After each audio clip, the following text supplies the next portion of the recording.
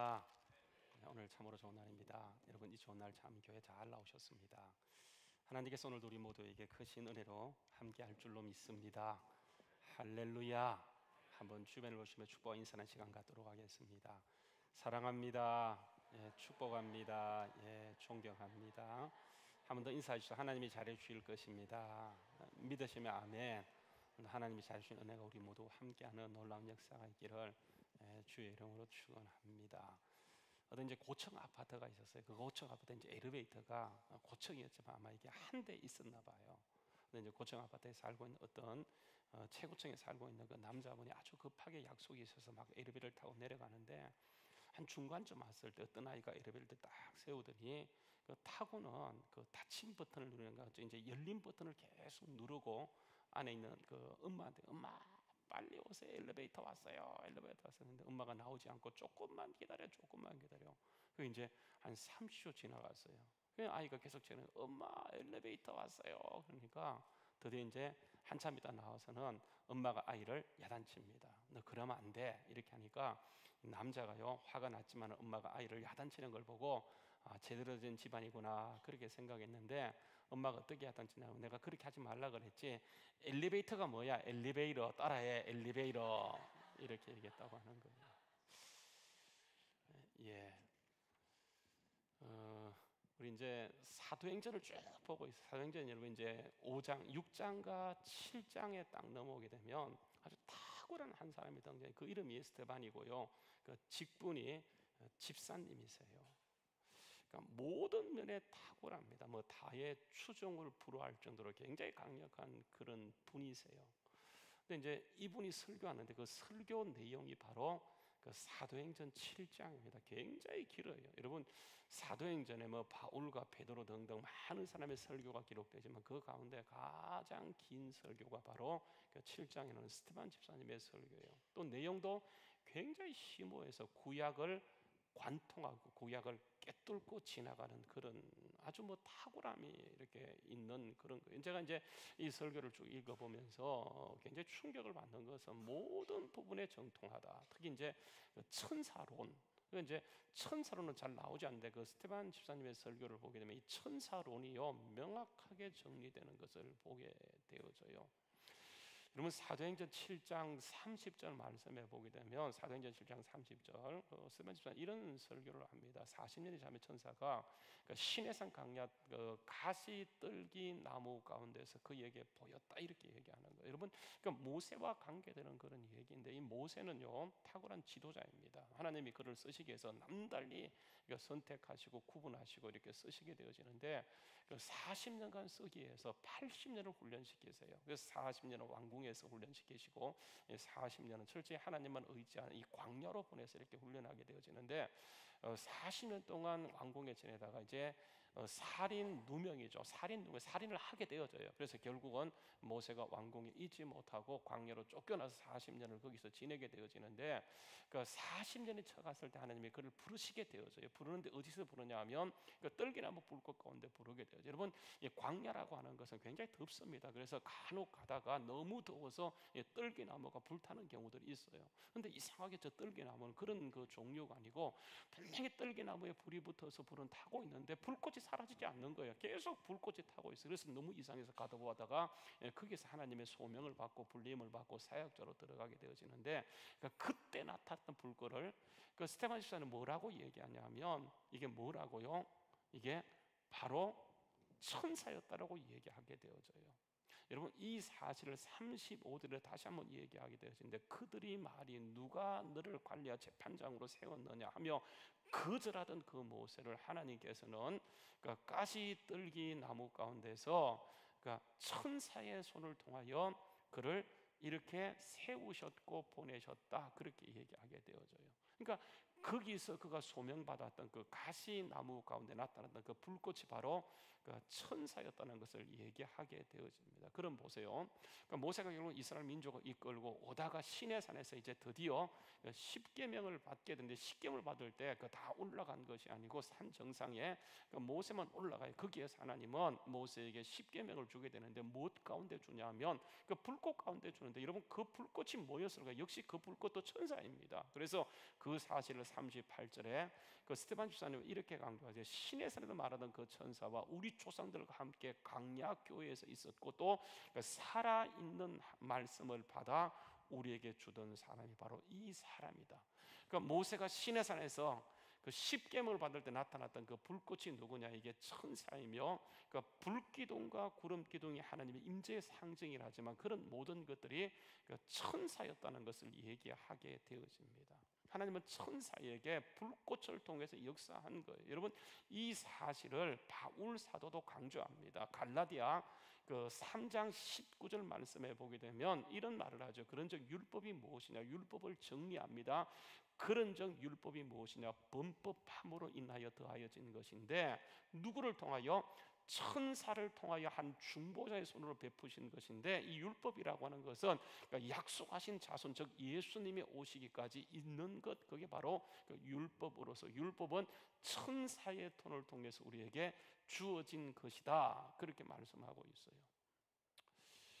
여러분, 그렇다고 한다면 여기서 보세요. 이게 한 가지 궁금한 게 생기잖아요. 여러분, 오순절날 성령이 강력하게 임하게 되어질 때에, 그 이제 사도행전 2장 사건입니다. 오순절날 사도행전에 그 성령이 임하게 되어지는데, 오순절날에 이미 임해 그들이 다 같이 한 곳에 모여 있게 되어지고, 2절 말씀에 가서 보게 되면 호련히 하늘로부터 급하고 강한 바람 같은 소리가 있어 그들이 앉은 온 집에 가득했으며, 3절 말씀에 가서 보게 되면 그 마치 불이 혀같이 갈라지는 것들이 그들에게 보여 각 사람에게 하나씩 하나씩 임하여 있게 되었습니다. 그리고 4절에 넘어가서 보게 되면 그들이 다 성령 충만함을 받고 그 성령의 말하게 하심을 따라서 그들이 다른 언어로 말하기를 시작했다. 이게 이제 여러분 그 성령이 임하는 오순절의 사건이에요. 그런데 여러분 2절 말씀에 다시 가서 보게 되면 그 2절 말씀에 뭐라고 얘기하냐면, 그러니까 갑자기 하늘로부터 급하고 강한 바람 같은 소리가 있었다, 이렇게 얘기하고 있어요.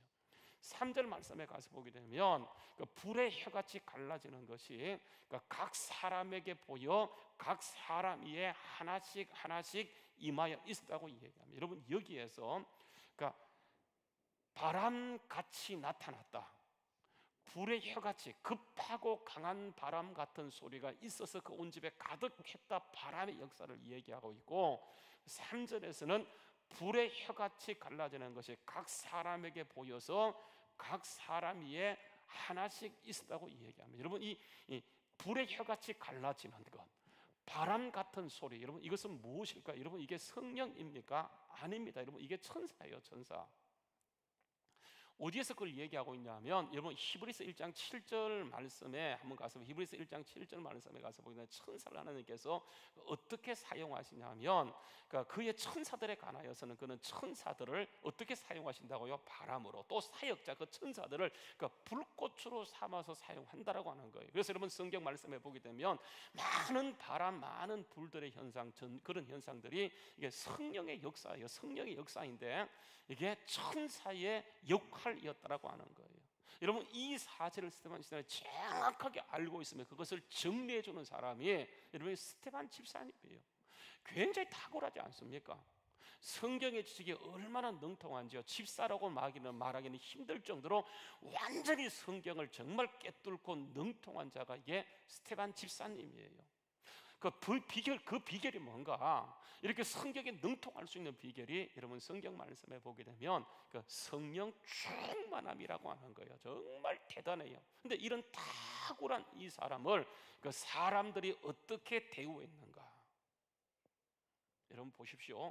54절 말씀에 가서 보게 되면 그 스데반이 말하는 이 모든 것을 듣고 그들이 마음에 찔리게 되어지게 되고, 그 57절 말씀에 가서는 그들이 큰 소리를 지르며 귀를 막고 일제히 달려들어서 58절 말씀에 스데반을 그 성 밖에 끌고 가서는 내치고 완전히 그 사람들이 하나가 되어 스데반을 그 돌로 쳐 죽이게 되어집니다.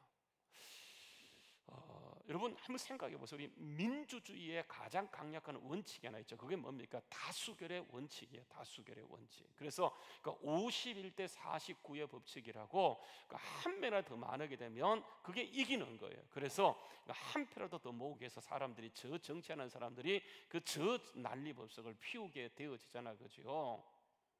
이게 여러분 한 가지 그래서 궁금한 게 뭐냐면 이 다수가 언제나 선한 것인가? 아니죠, 그죠? 이 다수의 행포도 간혹 있는 것을 보게 돼요. 여러분 그게 바로 그 스테반 집사님의 경우예요. 여러분 스테반 집사님은 이 경우는 절대 선이에요. 어느 누구도 범접할 수 없을 정도로 완전히 말씀에 정통한 사람이었고 그 성령께서 그에게 이런 모든 것을 알려주어서 가장 성령 충만한 사람이 바로 스테반 집사님이에요. 사도를 능가했었고 그 지식과 그 깊이가 그 어느 누구도 추정할 수 없을 정도로 굉장히 충만했던 사람.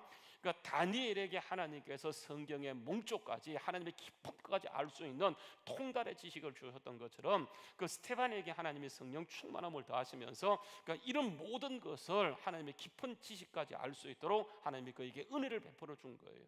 그러니까 절대 선이에요. 이 무리는 그것을 이해하지 못해 절대 악한 사람이에요. 이 사람들이 그러니까 쪽수죠. 죄송합니다. 숫자만 믿고 그치 어떻게 했냐면 스테반을 성 밖에 데리고 가서 완전히 돌로 무참하게 죽여버린다고 하는 거예요. 이거는 악한 거예요. 여러분 이런 일이 절대로 일어나서는 안 되겠기에 사람들은 이런 일이 일어나지 않도록 하기 위해서 장치를 만든 거예요. 여러분 공화제입니다. 공화제. 공화국 그렇게 되어져요. 여러분 공화국이라는 말을 많이 들었잖아요, 그렇죠? 근데 여러분 그 북한을 말하는 게 이 공화국이라고 하는 것은 여러분 체크 앤 밸런스예요. 무슨 말이냐면 항상 균형과 견제와 균형이 필요한 거예요. 여러분 다수라고 해서 다 좋은 거 아니에요. 다수도 중요하지만 개인도 중요해요. 다수가 무조건 개인을 통제할 수가 없어요, 그렇죠? 여러분 이걸 위해서 공화제가 도입되어지면서 뭐가 들었냐면 삼권 분립이 들어오게 되어집니다. 여러분 보세요. 우리나라를 정확한 명칭이 뭡니까? 대한민국 자유민주주의 공화국이 바로 우리 대한민국입니다. 그래서 여러분 여권 가지고 있는 거 보시게 되면 여권에요 대한민국 한글로 써놓고 그 밑에 보게 되면 영어로 나와 있는데 어떻게 나와 있습니까? Republic of Korea로 돼 있어요. 여러분 레퍼블릭이 뭡니까? 이것은 공화국이란 말이에요. 공화국. 이 공화국이라고 하는 것은 이게 체크 앤 밸런스예요. 삼권 분립이에요. 어떤 누구도 그러니까 개인의 자유를 제어할 수 없도록 만들기 위해서 이게 삼권 분립을 두게 되어졌다. 이러면 이게 안 되면 이 공화 제도가 안 되게 되어지면 그 스테반 같은 일이 또 일어날 수가 있게 되어집니다. 그래서 철저하게 어느 누구도 심지어 대통령이나 심지어 권력자라 할지라도 내 개인에 주어졌던 자유를 이게 억압할 수 없도록 만들기 위해서 여러분 이게 들어온 것이 뭐냐면 이게 공화제라고 하는 거예요. 공화제. 그래서 우리 대한민국은 이게 자유민주주의 공화국이라고 하는 거예요. 그러니까 참 좋은 나라죠, 그죠? 대한민국 만세이게 되어지는데, 그러니까 우리가 이제 대한민국에 살 때는 이런 것을 잘 몰라요. 근데 딱 예국 나가게 되어지면 바로 느낍니다. 만약에 우리가 어떤 위험한 지역에 들어가게 되면 어떻게 내가 거기 들어가는지 아는지 외교부에서 여러분 문자가 들어오는데 그 지역이 위험하다고 빨리 나오라고 얼마나 여러분 계속 거기 만약에 머물게 되어지면 계속 문자가 들어오고 나중에 문자를 씹어버리면 어떻게 하냐면 아예 그냥 전화까지 온다니까 거기 위험하니까 빨리 나오라고. 그러니까 한 나라가 한 개인을 보호하기 위해서 그렇게 노력하게 되어지더라고 하는 거예요. 제가 이제 개인적인 경험인데 이제 우리 그 아이가 중국에서 공부를 하고 있습니다. 아직도 공부를 마치지 못하고 공부를 하고 있는데 한 4년 군대 가기 전 한 4년 전쯤이라 한 5년 전쯤이라 기억되어집니다. 4년 전이었는데 이 아이가 갑자기 이제 중국 갔는데 갑자기 급성으로 맹장이 오면서 맹장이 터져버리기 일보 직전까지 가게 되었어요. 뭐 죽겠다고 떼굴떼굴 구르는데 이게 복막염까지 가게 생긴 거예요. 그래서 병원에 보냈더니 병원에서 보호자가 없다는 이유 때문에 병실에 입원도 시키지 않고요 완전히 그 추운 2월 달에 굉장히 춥거든요. 그 추운 2월 달에 저 복도 한 그 기퉁이에 그냥 침대도 야간 침대 그냥 허접한 거 주고 담요 한 장 딱 떨고 보호자가 오기까지 꼼짝도 못하는 거예요. 그래서 전화가 왔는데 여러분 보호자 중국은요 여러분 아시는 것처럼 비자가 있어야 돼요.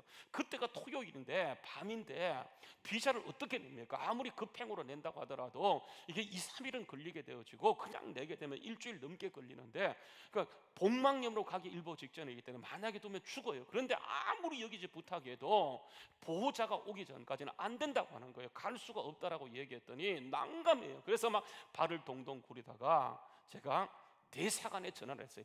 대사관을 딱 전화를 했더니 대사관이 도와주기 시작하는데 그 비자가 나오지 않는 것을 대사관이 딱딱딱 얘기하면 비행기표도 여러분 돈은 물론 내가 냈지만은 비행기표도 제일 빠른 것으로 예약해주고 갈 수 있는 모든 루트를 다 만들어줘서 우리 아내가 그 늦은 시간 토요일에 가서 무사히 수술을 마치고 애가 지금까지 살아있게 되어져요. 여러분 제가 그때 얼마나 고마운지, 야, 나라가 정말 우리 대한민국 진짜 좋은 나라이구나.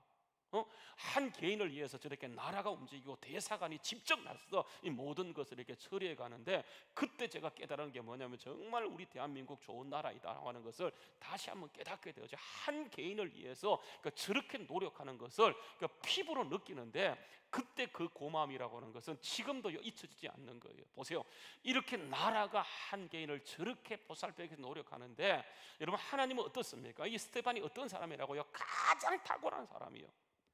절대 선에 가까운 이 사람을 하나님께서 그가 어려움에 처했을 때 어떻게 했습니까? 도와줬습니까? 안 도와줘요. 그냥 방치해 버렸다니까요. 죽도록 내버려둬요.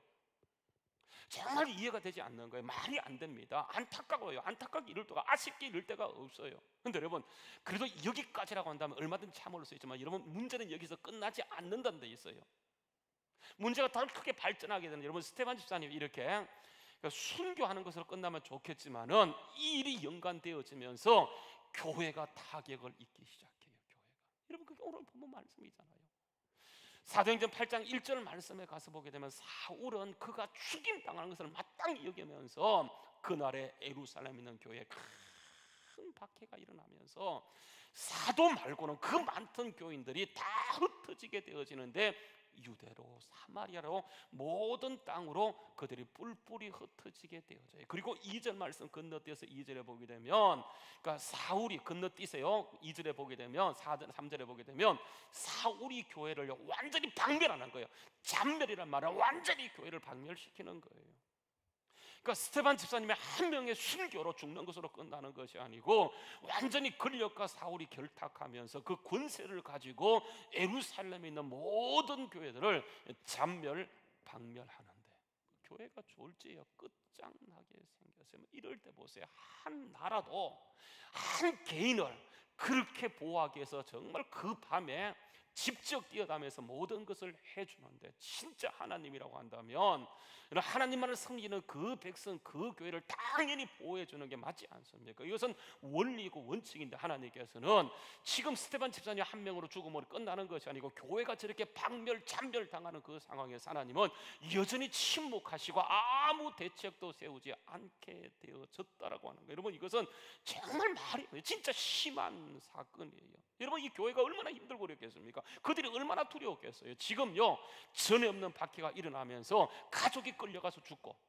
사람들이 무참하게 죽어요. 여러분 그 당시에 죽일 때 그 사람들을 보게 되면 그냥 돌로만 죽이는 것이 아니고 사람을 찢어 죽이고 사람을 불에 넣어서 그냥 기름 가운데 태워 죽이고 이런 일들이 있었는데, 이렇게 교회가, 교인들이 죽어져 나가자는데 하나님은 그것을 보고만 있게 되어지니까, 여러분 이 교회가 얼마나 두려웠겠습니까? 얼마나 급신했겠어요. 여러분 어떠세요? 만약에 하나님이 우리를 이렇게 한다고 한다면 여러분 그 하나님 믿을 수 있겠습니까? 한 나라도 개인을 지키기 위해서 정말 그렇게 앞장서서 이렇게 개인을 보호하기 위해서 노력하는데, 절대 선이신 하나님이 하나님만을 섬기로 마음에 작정하고 모든 것을 버린 사람들을 하나님이 보호하지 않고 그냥 반감만 하고 침묵만 한다고 한다면 여러분 그 하나님 믿을 수 있겠습니까? 저 같으면 못 믿을 것 같아요. 그런 하나님 어떻게 믿을 수 있겠습니까? 국가보다 못한 하나님을 믿을 수 있겠습니까? 못 믿죠. 여러분 그 당시에 초대교회 교인들이 딜레마에 빠지게 되어지는 거예요. 하나님의 뜻이 뭘까 하면서 정말 그 가운데 배교하고 배신하는 사람들이요 수없이 많아지게 되죠. 물론 끝까지 신앙을 지키는 사람도 있지만 그 가운데는 배도하고 배교하고 신앙을 포기하는 사람들이 여러분 굉장히 많아지게 되었다는 것을 우리가 기록을 통해 볼 수 있잖아요. 그렇죠? 만약에 하나님이 그 사람들을 지키시고 보호했다라고 한다면 그들이 끝까지 믿음을 지켰을 텐데, 하나님이 침묵만 일관하게 될 때에 신앙을 끝까지 지킨 사람도 있지만 그렇지 않는 사람도 굉장히 많았다고 하는 거예요. 여러분 왜 그렇습니까? 왜 하나님께서 정말 교회가 저렇게 잔멸당하는 그 상황에서 왜 침묵하시는 것인가? 왜 하나님이 보고만 계시는 것인가? 왜 국가보다 못하게 교회를 지켜주지 않는 것인가? 하나님이 무능력해서 여러분 그렇습니까? 아니에요. 여러분 택도 절대로 그렇지 않아요. 하나님은요 창조주의 전능자세요. 온 우주 만물을 그분이 만드셨고 지금도 이 세상을 통치하고 우주를 다스리는 분, 전능자의 하나님이세요. 여러분, 다윗이 시편 24편 1절과 2절 말씀에 보게 되면 이런 고백을 합니다. 땅과 거기에 충만한 것과 세계와 그 가운데 사는 자들이 다 여호와의 것이라. 여호와께서 그 틀을 바다 위에 세우셨으며 강들 위에 건설하셨다. 하나님은 전능자세요. 하나님은 모든 것을 만드시고 통치하시는 분이세요. 정말 그분은 전능자이라고 하는 거예요. 우리 이제 주일학교 유치부 아이들이 부르는 찬양이 있어요. 내 하나님은 크고 능있고 힘이 있어 못할 일 전혀 없네. 내 하나님은 크고 능있고 힘이 있어 못할 일 전혀 없네. 저 산들도 그의 것, 골짜기도 주의 것, 별들도 주의 솜씨. 내 하나님은 크고 능있고 힘이 있어 못할 일 전혀 없네. 여러분, 하나님은 전능자세요. 여러분, 이 사실을요, 한나가 고백합니다. 한나는 원래 불임이었었어요. 아기를 갖지 못합니다. 여러분, 한나가 불임 가운데 얼마나 고통당하는지 아시죠? 그죠? 그 당시에 자손은 기업이고 하나님의 축복이었는데 엘가라는 사람이 장가를 드는데 이 한나와 함께 사는데 아기가 안 생기는 거예요.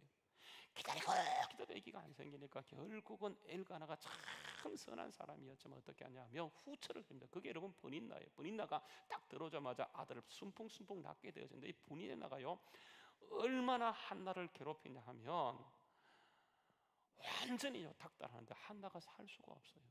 이런 경우 보통 같이 싸울 텐데 한나가요 하나님께 기도하게 되어져요. 또 기도하고 또 기도하고 또 기도하는 건 하나님께서 그에게 자식을 내리고 그 자식이 누구입니까?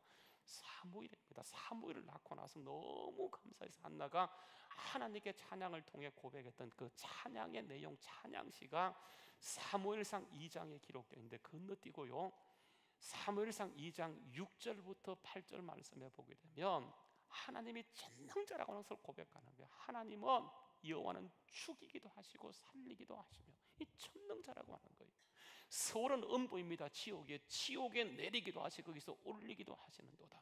7절 말씀 보게 되면 하나님 여호와는 가난하게도 하시고 부하게도 하시며 전능자라고 하는 게 낮추기도 하시고 높이기도 하시고 8절 말씀에 보게 되면 가난한 자를 진토에서 일으키시며 빈궁한 자를 그름더미에서 올리사 귀족들과 함께 앉게 하시며 영광의 자리를 차지하게 하시는도다. 땅의 기둥들은 여호와의 것이라 여호와께서 세계를 그것들 위에 세우셨도다. 그러니까 하나님이 전능자라고 하는 거예요. 아기를 낳지 못하는데 기도해서 아기를 낳는데 여러분 그 아들이 누구냐면 여러분 이게 사무엘이에요. 정말 열아들 부럽지 않는 그 엄청난 하나님의 사람. 그가 하나님께 기도할 때 이 아들을 주는데 그의 고백이요 내 하나님은 크고 능히 있어 힘이 있기 때문에 세계 모든 것이 주님의 것이라고 하는 거예요. 하나님은 전능자세요.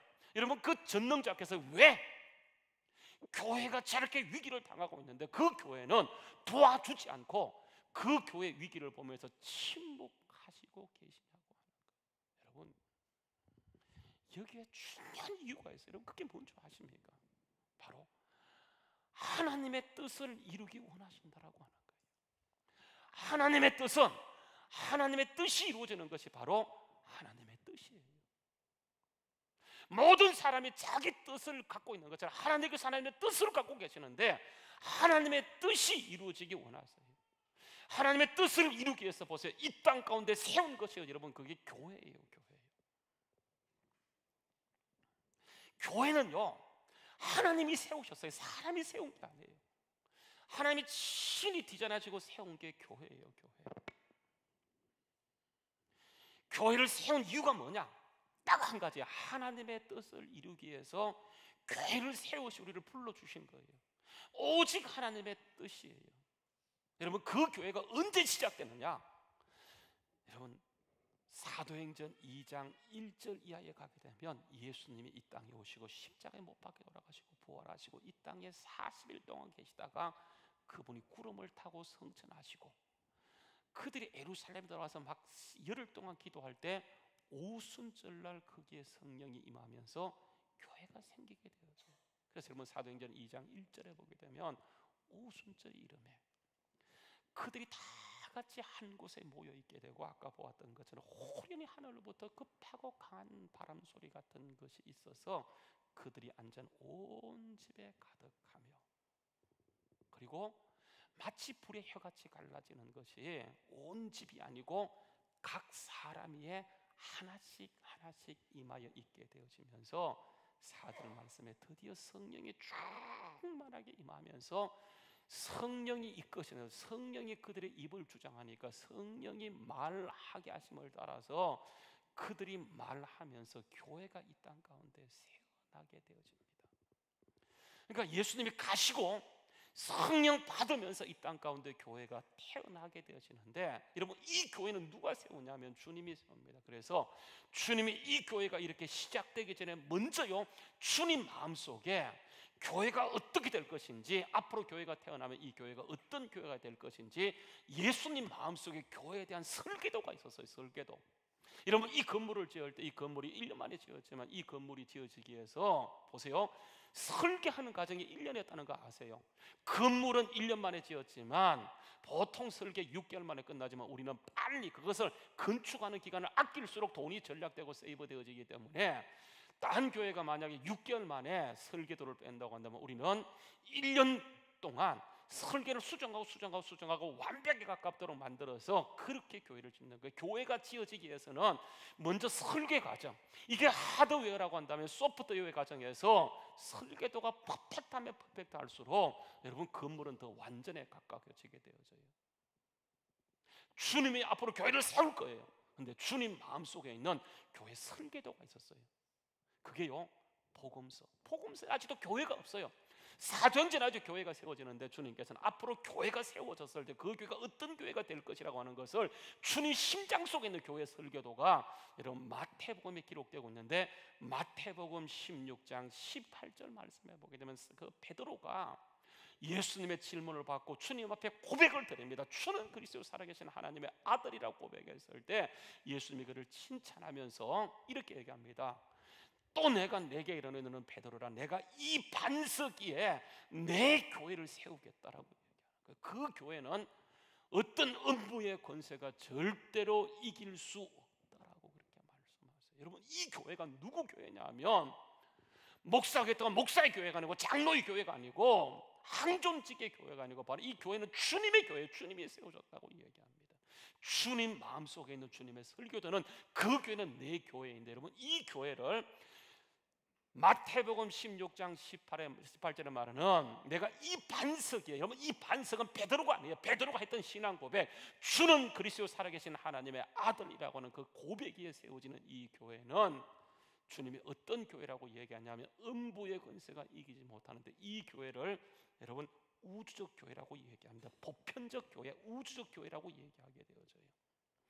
무슨 말이냐면 여러분 교회라고 얘기하게 되면 여러분 두 가지 교회가 있습니다. 우주적 교회가 있고 지역 교회가 있어요.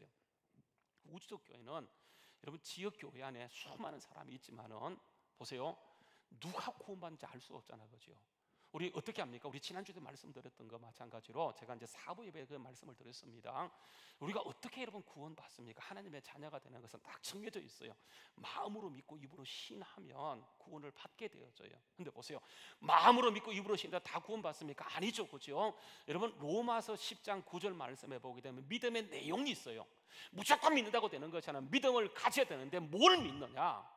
많은 사람이 보세요, 자기가 구원받은 줄 생각. 왜냐하면 나는 마음으로 믿었고 입으로 시인했다, 구원받았다, 아멘, 천국 간다. 아니라니까요. 우리가 믿는데 믿음의 내용이 중요해요. 뭘 믿는 것이냐면 네가 만일 내 입으로 예수를 주로 믿는 거예요. 예수를 주로 고백하고 시인하고 예수를 마음으로 주로 받아들이는 거예요. 만약에 내가 예수를 고백했지만, 예수를 인정했지만, 예수를 신했지만 내가 예수님을 내 마음속에 주님으로 받아들이지 못하면 여러분 구원이 아니에요. 많은 사람이 착각합니다. 주님은 진짜 그 마음속에 주인이 되는 게 주님의 뜻이에요. 그래서 만일 네가 내 입으로 예수를 주로 시인하고 예수님 우리의 주가 되기 위해서 이 땅에 오시고 우리를 십자가에서 구속하시고 그분이 그 증거로 부활하여 살아났어요. 그 사실을 믿으면, 주로 믿으면 우리가 뭘 받습니까? 구원을 받게 되어져요. 이렇게 진짜 구원받은 사람들의 모임을 여러분 마태복음 16장 18절에서 그것이 우주적 교회다. 그래서 여러분 이 교회는 사탄의 권세가, 음부의 권세가 절대로 이기지 못해요. 왜냐하면 주님이 친히 그들을 다스리고 진짜 구원받은 사람의 우주적 모임이에요. 전 세계의 모임이기 때문에. 그래서 여러분 이 교회를요 신학에서는 은비지블 처치라고 얘기하는 거예요. 보이지 않는 교회. 교회는 교회인데 보이잖아요. 그러나 보세요, 이 교회라고 한다면 주님은 교회에 대한 설계도가 발표되어지고요, 또 한 번 더 교회에 대한 언급이 나오는데 이게 마태복음 18장 17절이에요. 이렇게 얘기합니다. 만일 그들의 말도 듣지 않거든. 아직도 교회가 없는 상태예요. 만일 그들의 말을 듣지 않거든 교회 말하라. 그리고 교회 말도 듣지 않거든 아예 그들은 이방인과 세리같이 여기고 출교해버려. 이렇게 얘기하는 거예요. 여러분 이 교회는 우주적 교회가 아니에요. 지역교회예요. 지역교회. 살다가 문제가 생기면 그 사실을 지역교회 말하고 지역교회 말도 듣지 않고는 아예 그냥 출교시켜버려. 여러분 이게요 교회예요. 보세요, 주님은 지역교회를 통해서 예수를 주로 고백하게 될 때 이게 어디로 들어가냐면 우주적 교회로 들어가는 그런 그림을 가지시고 내가 이 반석에 교회를 세우겠다 말씀하시고 드디어 주님께서 모든 걸 이루시고 가시고 그들이 기도할 때 거기에 성령을 부어주심으로 지역교회와 함께 우주적 교회를 만들게 되어져요. 여러분 이 지역교회가 우주적 교회로 들어가기 위해서 가장 중요한 게 뭐냐 하면 여러분 주님의 통치예요. 주님의 통치. 그러니까 주님의 통치를 받아야 돼요. 주님을 주로 믿어야 돼. 예수를 주로 믿어야 돼. 그래서 보세요, 이 지역교회가 만약에 말이 듣지 않거든 교회 말하고 교회 말도 듣지 않거든 아예 출교시켜버리라고 얘기하면서 교회가 지역에서 리더십을 가지고 하나님의 역사를 일으키기 위해서는 주님의 통치를 받는데 주님의 통치를 받는 비결이 여러분 이것입니다. 그게 18절 말씀이에요. 18절 말씀. 18절 말씀. 진실로 너희에게 이르노니 무엇이 너희가 땅에서 매면 하늘에서도 매이게 되지고 땅에서 풀면 하늘에서도 풀리리라고 얘기하면서 여러분 19절 말씀에 한번 같이 읽어봅시다. 자 시작. 진실로 다시 너희에게 이르노니 너희 중에 두 사람이 땅에서 합심하여 무엇이든지 구하면 하나님의 통치가 일어나면서 하늘에 계신 너희 아버지께서 그들을 위하여 이루어진다. 주님의 통치가 중요해요. 지역교회가 근데 가장 중요한 게 주님의 통치예요. 주님의 통치를 받을 수 있는 비결이 뭐냐 하면 모여서 기도하는 거예요. 두 사람이 땅에서 합심하여 기도하면 주님이 그들을 듣고 이루어 가시는데 20절 말씀에 이렇게 얘기합니다. 20절 말씀 한번 읽어볼까요? 자 시작. 두세 사람이 모인 곳에 나도 그들 중에 있다라고 얘기하는 이 지역교회 경쟁력은요 주님의 통치인데 주님의 통치를 받을 수 있는 것은 주님을 구하는 거예요. 주님을 구하는 거. 여러분 신기한 게 뭔 줄 아세요? 성경에 보게 되면 사람 사는 모든 게 정치입니다. 정치. 근데 여러분 정치라는 단어가 한 번도 안 나와요. 정치라는 단어가 안 나와요. 그런데 정치는 성경에 나오지 않지만 어떤 단어가 계속 나오냐 하면 통치란 단어가 계속 나옵니다. 여러분 정치하고 통치는 달라요. 정치는 뭐고 통치는 뭡니까? 정치는요 외적인 거예요. 그래서 강제로 이끌고 갑니다. 그래서 우리가 딱 표를 찍어주잖아. 그러면 정치하는 사람들 우리의 뜻과 관계없이 자기 마음대로 끌고 가요. 여러분 이게 정치예요. 정치. 통치는요 이게 내적인 거예요. 그래서 반드시 내 동의가 필요해요. 여러분 이게 통치예요. 하나님은 하나님의 기준은 통치예요. 나를 다스리길 원하세요. 나를 다스리기 위해서는 얼마든지 그분은 정치할 수 있어요. 강제로 내 의지 없이 강제로 할 수 있으면 하나님은 그렇게 하지 않았어요. 보세요. 아담에게 하나님이 모든 걸 주세요. 통치가 원칙이었기 때문에 아담이 스스로 순종해서 하나님의 뜻을 따라하길 원하세요. 만약에 하나님이 아담에게 통치 한 번만 했다라고 한다면 안 돼 하고 하나님의 마음대로 끌고 갈 수 있지만 하나님은 아담이 통치를 원했기 때문에 아담에게 모든 걸 주는 거예요. 그리고 선악과도 주시면 다 알려주세요. 이거 먹으면 안 돼, 이거는 먹어, 다 알려주세요. 여러분, 이렇게 하는 것은 하나님에게 주는 통치예요. 하나님 말씀을 또 우리에게 모든 걸 알려줬어요. 여러분, 거기에 이게 하나님의 뜻이고 생명이에요. 이게 길이에요. 여러분, 여기에 우리가 전적인 동의를 하고 주님의 통치를 받게 되어지면 주님이 우리의 삶을 이끌고 가는 거예요. 주님의 기준은요, 통치입니다. 통치. 그 통치를 받을 수 있는 길이 뭐냐? 여러분, 이게 하나님을 구하는 거예요. 하나님을 구하는 거. 여러분, 이게 통치의 원칙이에요. 여러분, 하나님이 이렇게 하시는 것은 결국은 이 땅 가운데 하나님의 뜻을 이루는 것이 하나님의 궁극적인 목적이기 때문에 그래요. 여러분, 하나님의 뜻이 뭡니까? 하나님의 뜻. 하나님의 뜻은요, 성경 전체를 통해서 이렇게 밝혀지고 있지만은 사도행전에 보게 되면 1장 8절에 하나님의 뜻이 명확하게 밝혀지게 되어져. 여러분, 사도행전 1장 8절 말씀 보게 되면 오직 성령이 너희에게 임하시면 너희가 권능을 받고 예루살렘과 온 유대와 사마리아와 땅끝까지 이르러서 내 정인이 된다는 이 말은 주님의 통치가 일어나는 거예요. 주님은 예루살렘뿐 아니고 유대뿐 아니고 사마리아뿐 아니고 완벽하게 전 우주를, 전 지구적인 것을 하나님이 다스리기를 원하세요. 그래서 보세요, 주님은 이 통치를 원했기 때문에 그들에게 성령을 주시는데, 성령을 주신 목적이 여러분 통치, 여러분 성령 충만이라고 하는 것은 여러분 많은 사람이 성령 충만을 착각해 감정 충만이 아니에요. 성령 충만하면 우리가 딱 예수를 구주로 영접하는 순간 그분이 우리 속에 들어오시는데 그때부터 나를 다스리는 거예요. 성령 충만은 내 인격이, 내 말이, 사도행전 2장 4절에 보면 그들이 성령 받고 성령의 말하게 하심을 따라 자기 말을 한 것이 아니고 성령의 말하게 함을 따라서 그들이 말하고 나갔던 거죠. 이게 성령 충만이에요. 통치예요, 통치. 근데 보세요, 주님은 예루살렘만 아니고 유대만 아니고 사마리아만 아니고 이게 땅끝까지 주님의 통치가 일어나게 원해서 그들에게 성령 충만함을 부어줬는데, 보세요, 예루살렘 교회가 성령 충만해요. 예루살렘 교회는 여러분 아시는 것처럼 성령 충만함의 대명사예요. 그들이 성령 충만하면 이게 사도행전 1장 8절에 정말 주님의 뜻을 밝힌 것처럼 그들이 땅끝까지 주님의 통치가 일어나도록 가야 되는데 그들은 어디에만 충만했냐면 예루살렘만 충만해. 땅끝은 고사하고 그들이 보세요, 어디까지 못 갑니까? 유대도 가지 못해요. 그냥 예루살렘에서만 충만해요. 주님은 계속 푸시합니다. 성령 충만함을 또 보고 또 보고 또 붙는데 그들은 결국은 순종하지 못해요. 그래서 하나님이 강제 집행합니다. 여러분, 그게 오늘 본문 말씀이에요. 오늘 본문 말씀.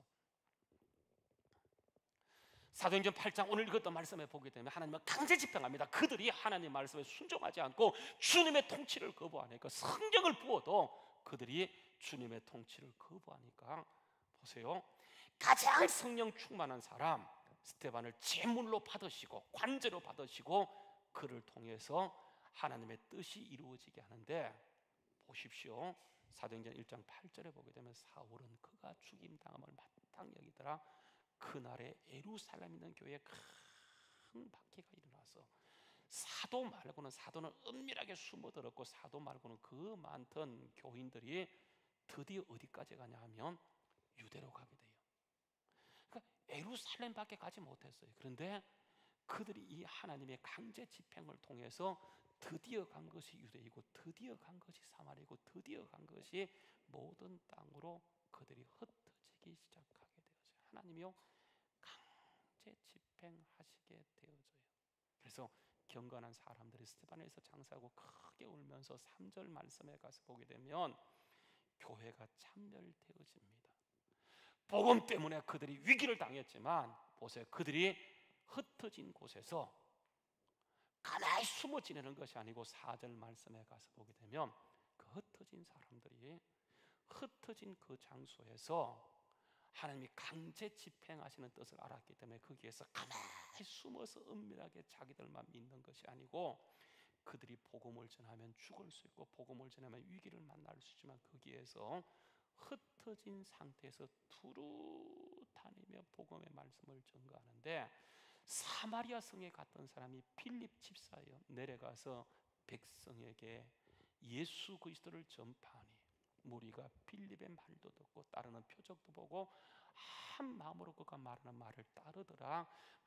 많은 사람에게 복음이 전거되니까 더러운 귀신이 떠나가고 소리 지르며 떠나가게 되고 중풍병자가 낫고 못 걷는 사람들이 낫게 되어지는데 8절 말씀해 보게 되면 그 사마리아 성에 전에 어떤 큰 기쁨이 그 성에 충만하게 되어졌더라고요. 여러분, 성령이 임하시면 주님께서 하나님의 뜻을, 하나님의 통치를 세상 끝까지 이루어가는 것이 바로 주님의 뜻이에요. 여러분, 성령이 임하시면 크게요 두 가지 현상이 나타납니다. 하나는 은사가 나타나요. 여러분, 은사는 나하고 아무런 관계없어 하나님께서 부으시고 하나님의 뜻을 위해서 그냥 은사를 주세요. 그래서 여러분, 방언도 하게 되어지고 통역도 하게 되어지고 병 고치는 은사, 나하고 관계없어 하나님이 그냥 부으셔서 위로부터 능력을 입히셔서 그냥 은사가 나타나는 거예요. 그런데 이 은사는 보세요. 여러분, 성경 말씀에 보게 되면 왔다가도 하나님이 거두어 가세요. 이게 은사예요. 그래서 우리 보세요. 기도해서 병 낫게 되면 그 사람 대단해. 아니에요. 하나님이 그냥 그때 잠깐 쓰신 거예요. 별것도 아니에요. 왜냐하면 하나님이 하신 거예요. 그런데 사람들은 어떻게 하냐, 마치 자기의 경건으로 한 것처럼 착각해요. 그것이 은사예요. 은사는 정치와 마찬가지예요. 그냥 하나님의 일방적으로 이끌어가는 거예요. 근데 보세요, 성령이 임하게 되면 나타나는 한 가지 현상이 열매예요. 열매는요 통치입니다. 내가 나의 부족함을 알고 하나님의 통치를 사모하게 되면, 하나님의 통치를 기대하게 되면 나에게 하나님의 통치가 일어나면서 나타나는 현상들이 뭐냐면 이게 열매예요. 사랑의 열매가 나타나요. 주님의 통치가 내 안에 임하. 여러분 보세요. 솔직히 우리는요 가장 가까운 사람도 못 사랑한다니까요. 여러분, 아내 사랑할 수 있습니까? 남편 사랑하세요? 우리 가운데요 정말 아내를 진짜 사랑하는 사람들이 참 많아요. 남편을 진짜 존경하는 사람이 참 많은데, 여러분, 대부분의 사람들이 남편이요 어쩔 수 없이 사는 거지. 우리 동네 말고 저쪽 동네 가게 되면 어쩔 수 없이 사는 거지. 그래서 여러분, 왼수 이렇게 얘기하는 거예요. 여러분, 남편들을 물어보세요. 남편들이요 아내들이 이뻐서 사랑하는 줄 아십니까? 어쩔 수 없으니까 그냥 데리고 사는 거지. 우리 동네 말고. 그렇다니까요. 그래서 여러분, 사람은요 자기 옆에 있는 자기 가족도 못 사랑해, 자기 아들도 못 사랑해. 근데 보세요, 하나님의 사랑이 우리에게 부어지게 되면 우리의 가족뿐 아니고 원수까지 사랑해요. 주님 말씀합니다. 야, 너를 사랑하는 자를 사랑하는 건 사랑이 아니야. 그것은 이방인도 해. 진짜 사랑은 어디에 사랑하는 거예요? 원수까지 사랑하는 거예요. 여러분, 원수 어떻게 사랑합니까? 원수를 사랑하는 비결을 성경은요 기도하라. 그래서 하나님의 통치를 우리가 받기 위해서 기도하게 되면 그 사랑이 나에게 들어와서 그 통치가 일어나면서 원수가요 원수로 보이지 않고 긍휼히 여겨지게 되어져요. 그래서 막 기도하게 돼요. 여러분, 이게 통치예요. 이게 상급이에요. 상급. 은사는 내 것이 아니에요. 통치. 주님, 저를 다스려 주십시오. 저를 통치해 주십시오. 정말 저를 통해서 하나님의 나라가 이 땅 가운데 펼쳐지기를 원하며 기도하게 될 때 주님의 통치가 일어나면서 그 사람을 통해서 하나님의 역사가 땅 끝까지 전거되어지게 된다라고 하는 거예요. 하나님의 뜻은 하나님의 주는 통치, 절대로 정치가 아니에요. 얼마든지 그분은 강제로 할 수 있으면 강제로 하지 않고 주님을 기대하고 주님을 삼아. 여러분, 이게 순종이에요. 순종한 만큼 하나님은 그때부터 우리를요 하나님의 성품으로 다스려가면서 우리 안에 진짜 천국이 이루어지기 시작하더라고요. 여러분, 이 하나님 절대 자세예요. 천능 자세예요. 아까요 다윗이 시편 24편 1절 2절 말씀에 보게 되면 뭐라고 보면, 시편 24편 1절 2절 말씀에 보게 되면 보여주세요. 시편 24편 1절 2절 말씀으로 가서 보게 되면, 여러분, 땅과 거기에 충만한 것과 세계와 그 가운데 있는 모든 자들이 여호와의 것이라고 얘기하면서 여호와께서 그 틀을 바다 위에 세우셨고 강들 위에 건설을 하셨다라고 얘기하면서 다윗이요 7절 이하의 말씀에 가서 보게 되면 시편 24편 7절 이하 우리가 알고 있는 그 고백이 나옵니다. 문들아 너희 머리를 들지어다. 영원한 문들아 들릴지어다. 영광의 왕이 들어가시도다. 영광의 왕이 니시뇨. 강하고 능하신 왕이시요 전쟁에 능하신 자로다. 문들아 머리가 들릴지어다. 영원한 문들아 들릴지어다. 영광의 왕이 들어가시리라고 얘기하는 거예요. 주님이 나를 위해 통치하기 위해서는 우리가 완전히 머리 들고 순종하게 될 때 하나님의 통치가 우리 안에서 일어나게 되어진다라고 하는 거예요. 시간이 지나갔지만 제가요 불러볼게요. 문들아 머리를 들어라, 들릴지어다 영원한 문들어, 영광의 왕 들어가시도록, 영광의 왕 들어가신다. 문들아 머리를 들어라, 들릴지어다 영원한 문들어, 영광의 왕 들어가시도록, 영광의 왕 들어가신다. 영광의 왕이시뇨 강하고 능하신 주로다, 전쟁에 능하신 주시라. 다 찬양 위대하신 왕, 왕께 만세, 왕께 만세. 당신은 영광의 왕이라. 다 찬양 위대하신 왕. 주님이여 통치하게 원하세요. 주님이 다스리게 원하세요. 머리를 들어라. 그러면 주님이 들어가셔서 주님이 거기에서 먹고 마시는데, 요한계시록 3장 20절에 말씀하는 것처럼 누구든지 내 음성을 듣고 문을 열면 주님의 통치가 일어나는데, 우리는 문을 닫을 수도 있고 열 수도 있어요. 주님의 통치는요, 내가 완전히 그분의 뜻 앞에 나를 드려지게 될 때, 내어놓게 될 때, 그때요 주님의 통치, 전능하신 역사가 일어나게 되어진다. 이런 믿음은 딴 것이 아니고 바로 주님의 통치를 날마다 사모하는 거예요. 스테반 집사님이 정말 주님의 통치를 사모할 때 하나님이 그를 통해 관제로 산재물로 받아서 하나님의 강력한 뜻을 땅끝까지 펼치시고 이루어갔던 것처럼 주님의 뜻은 결국은 통치예요. 통치. 한나가요 보세요, 얼마든지 자기 힘으로 분인나를 상대할 수 있지만 상대하지 않고 하나님의 통치를 기대했어요. 그래서 하나님이 그에게 아들을 주시려면 그게 사무엘이에요. 사무엘 한 명으로 끝나지 않습니다. 사무엘상 2장 5절 말씀에 보게 되면 이런 말을 하세요. 풍족한 자들은 양식을 해 품을 팔고 줄이던 자들은 다시 줄이지 않도다. 전에 임신하지 못하던 자에게 하나님께서는 자식을 몇 명 주세요? 7명 주세요. 사무엘 하나도 끝나지 않아서 주님의 통치를 사모하게 될 때 하나님은 그에게 7자식을 주는데, 실지는요 보세요, 7명이 아니에요. 한번 보실까요? 보세요. 21절, 사무엘상 2장 21절에 보게 되면 하나님의 통치를 사모했던 그 한나에게 그로 하여금 임신하여서 3 아들을 주시고 또 몇 명의 딸을 주셨다고요? 2명의 딸을 주게 되었어요. 여러분, 하나님의 통치가 일어나게 될 때 한 명의 자식도 없던 그에게 하나님의 통치가 임하게 되자 완벽한 자식.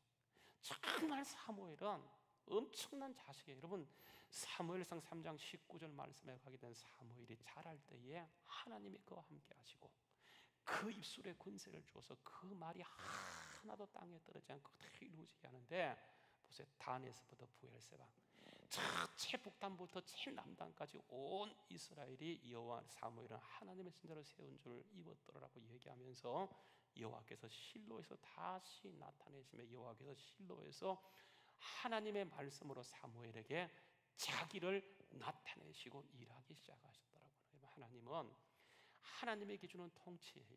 그래서 우리에게 막힐 때 뜻이 있는 줄 알고 하나님의 통치를 사모하게 될 때 하나님께서는 그곳에 오셔서 하나님의 뜻이 나를 통해서 온 세상 가운데 이루어지는 게 주님의 뜻인 줄 알고 끝까지 주님의 통치를 사모하게 될 때 하나님께서 그 인격도 성품도 바꾸시고 가는 모든 곳에 영광의 왕이 친히 일하심을 믿고 오늘도 하나님의 전능하신 주님의 역사 앞에 완전히 내어드리는 우리 모두 될 수 있기를 주의 이름으로 축원합니다. 여러분, 이 나라요 하나님이 통치할 때 정치에는 소망이 없어요. 누가 해도 마찬가지예요.